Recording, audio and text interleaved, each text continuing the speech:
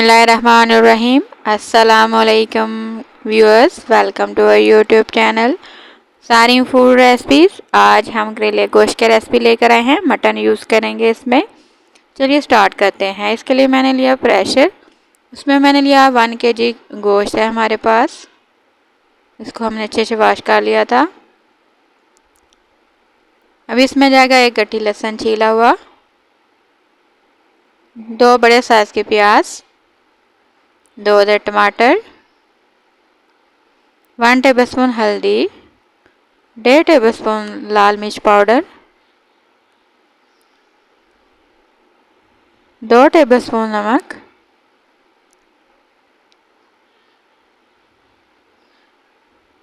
2 मोटी इलायची, 2 से 3 दालचीनी, 3 से 4 अदर लौंग, 2 से 3 कड़ी पत्ता।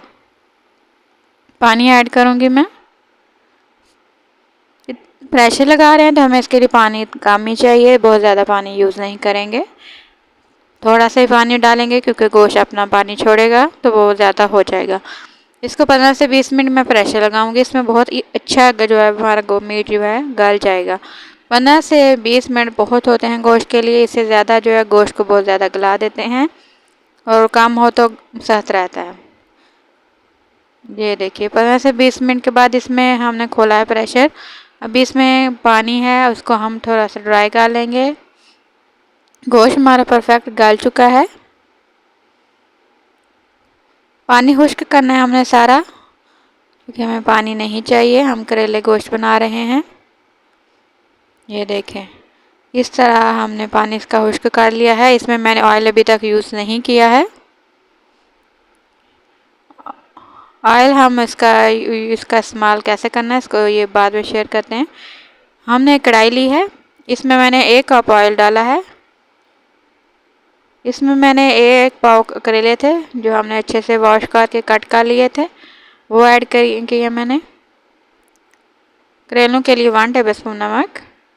इनको फ्राई करेंगे, इनको हल्का सा कलर दे लेंगे। प्यारा सा इसको कलर दे लेंगे। अगर आपने हमारा चैनल अभी तक सब्सक्राइब नहीं किया तो प्लीज़ कर लीजिए, ताकि हमारी आने वाली हर नई वीडियो आप तक पहुंच सके। और अगर आपको हमारी रेसिपी पसंद आए तो प्लीज़ हमारी हौसला अफजाई के लिए हमें कमेंट प्यारा सा ज़रूर किया करें, ताकि हमें पता चले कि आप हमारी रेसिपीज़ को पसंद करते हैं और हमें किस टॉपिक पर रेसिपीज़ बनानी चाहिए ये भी ज़रूर बताइएगा।